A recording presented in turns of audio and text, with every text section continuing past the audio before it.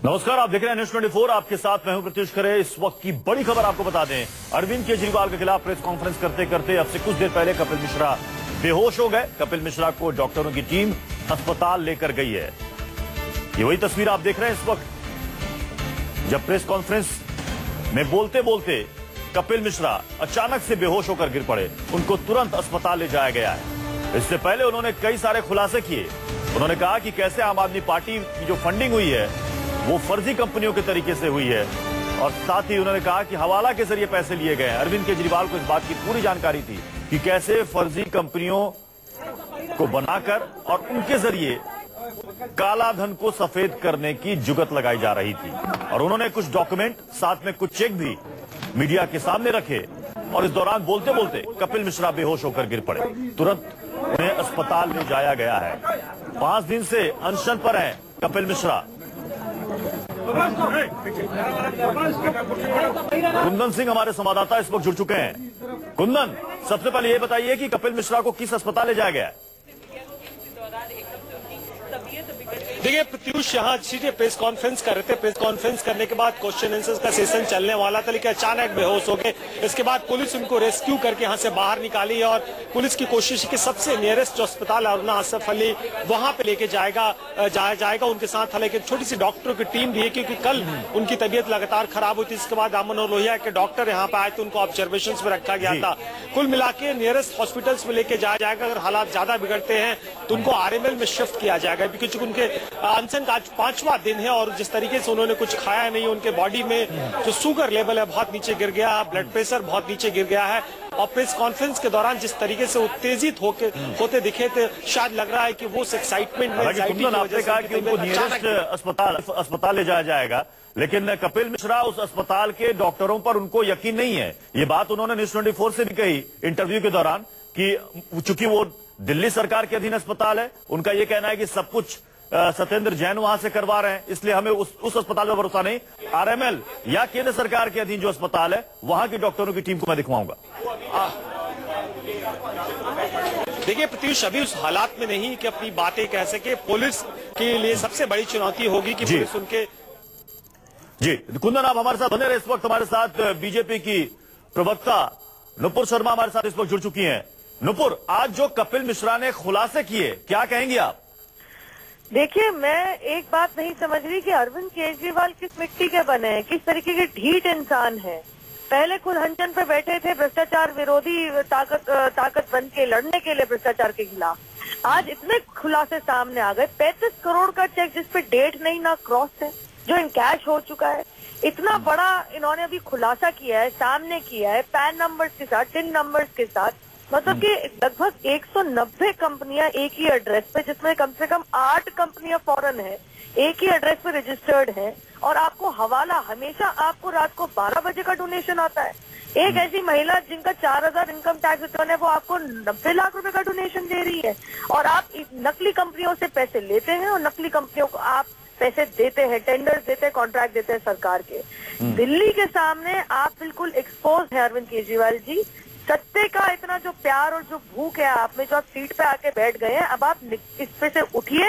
Fair investigation होगा और आपका काला चिट्ठा आधा बाहर है, आधा इन्वेस्टिगेटिव एजेंसीज बाहर निकालेंगी। एक बात और कहना चाहती हूँ मैं कि कपिल मिश्रा की आज हालत देख के मुझे ऐसा लग रहा है कि ये अरविंद केजरीवाल जी मतलब चाहते क्या है कि खाते रहे पैसा, कमाते रहे पैसा और खिलवाते रहे, और उनसे भी कमाते रहे अपने एमएलए के द्वारा। ये तो इनका बिल्कुल मतलब खाती के दांत खाने के कुछ और दिखाने के कुछ और। इससे पहले कपिल मिश्रा ने जो खुलासा किया था, उसके बाद आम आदमी पार्टी की जो प्रेस कॉन्फ्रेंस हुई थी, उसमें संजय सिंह से लेकर तमाम नेताओं ने कहा कि ये सब कुछ बीजेपी करवा रही है। बीजेपी जानबूझकर मनगढ़ंत आरोप लगवा रही है, मोहरे के रूप में इस्तेमाल कर रही है कपिल मिश्रा को। यही बात हो सकता है कि बीजेपी फिर कहेगी, आम आदमी पार्टी फिर कहेगी। क्या ये 35 करोड़ का चेक बीजेपी ने दिया था? क्या ये शेल कंपनियां बीजेपी की हैं? क्या वो 190 कंपनियां जो वो जसोला के एड्रेस के ऊपर जो रजिस्टर्ड है वो बीजेपी की है? क्या ये प्रिया बंसल जिन्होंने 90 लाख रुपए दिए, 4000 का उनका टैक्स रिटर्न है, वो क्या बीजेपी की है? 1 करोड़ के समोसे बीजेपी ने खाए, 4 करोड़ का वकील का फीस बीजेपी ने दिया, 16,000 रुपए की जो बिल जो थाली थी वो बीजेपी ने खाई। और एक बात सुनिए मानक जी, बहुत जरूरी है, ये इनके सुरेंद्र कुमार बंसल जो इनके साड़ू है अरविंद केजरीवाल जी के, क्या वो बीजेपी के थे? वो 10 करोड़ का जो इनके पास बिल आया रेनू कंस्ट्रक्शन से, महादेव इम्पैक्ट से, क्या वो बीजेपी की कंपनियां हैं? वो बिल क्या बीजेपी की नकली फर्जी कंपनियों ने रेस किए? वो 10 करोड़ क्या इन्होंने बीजेपी को दिए? कब तक झूठ बोलेंगे? इनकी खांसी जुकाम और दस्तक के लिए बीजेपी का नाम लगाते हैं। जो डॉक्यूमेंट और जो प्रूफ आज कपिल मिश्रा दिखा रहे हैं लोगों के सामने, उसके आधार पर आम आदमी पार्टी के लिए इसका जवाब देना बहुत मुश्किल होगा। बहुत बहुत शुक्रिया नुपुर हमारे साथ जुड़ने के लिए। अपने दर्शकों को दिखाते हैं कपिल मिश्रा ने आज प्रेस कॉन्फ्रेंस में मीडिया के सामने और क्या कुछ कहा। बहुत तीखा हमला किया है उन्होंने अरविंद केजरीवाल पर। सुनिए क्या कहा उन्होंने। तो ये स्पष्ट है अरविंद केजरीवाल भ्रष्ट है। अब तो ये स्पष्ट है अरविंद केजरीवाल भ्रष्ट है। आज इसका पूरा कच्चा चिट्ठा देश के सामने आ गया है। कल 11 बजे सारे पेपरों के साथ सीबीआई में जाकर जांच करने के लिए देकर आऊंगा पूरा हवाला का और काले। और इसीलिए ये अपनी विदेश यात्राओं की जानकारी नहीं दे रहे। राघव चड्ढा, दुर्गेश पाठक, आशीष खेतान, सतेंद्र जैन, जिस दिन इनके विदेश यात्राओं के डिटेल सामने आ गए, इनके फॉरेन फंडिंग में भी जो काला धन का इस्तेमाल हो रहा है, हवाला का पैसा इस्तेमाल हो रहा है, वो पूरे देश के सामने आ जाएगा। और इसीलिए मैं 5 दिन से अनशन पर बैठा हूं और अपना अनशन नहीं तोड़ रहा, क्योंकि इन्होंने देश के साथ धोखा किया है, भारत माता के साथ गद्दारी की है, पैसे की गड़बड़ करी है, जनता की पीठ पर छुरा भोंका है। और इतनी बड़ी गड़बड़ करने के बाद भी ईमानदारी की कस्में खा के चुप होकर अपने घर में छुपे बैठे हैं। मैं एक बात पूछना चाहता हूं अरविंद केजरीवाल, तुम्हारी आंखों में शर्म बची है तो आज इस्तीफा देके दिखाओ, इस जांच का सामना करो। और आज तुमने इस्तीफा नहीं दिया, शाम तक कॉलर पकड़ के कुर्सी से घसीटते हुए जेल के अंदर लेके जाऊंगा। कसम खा के बैठा हूं, कपिल मिश्रा हूं मैं। कॉलर पकड़ के अरविंद केजरीवाल, कॉलर पकड़ के तुम्हें कुर्सी से घसीटते हुए तिहाड़ जेल के अंदर डालूंगा। कसम खा के बैठा हूं, तुम्हारे सारे फर्जी कारनामे हिंदुस्तान की जनता के सामने लेकर आऊंगा।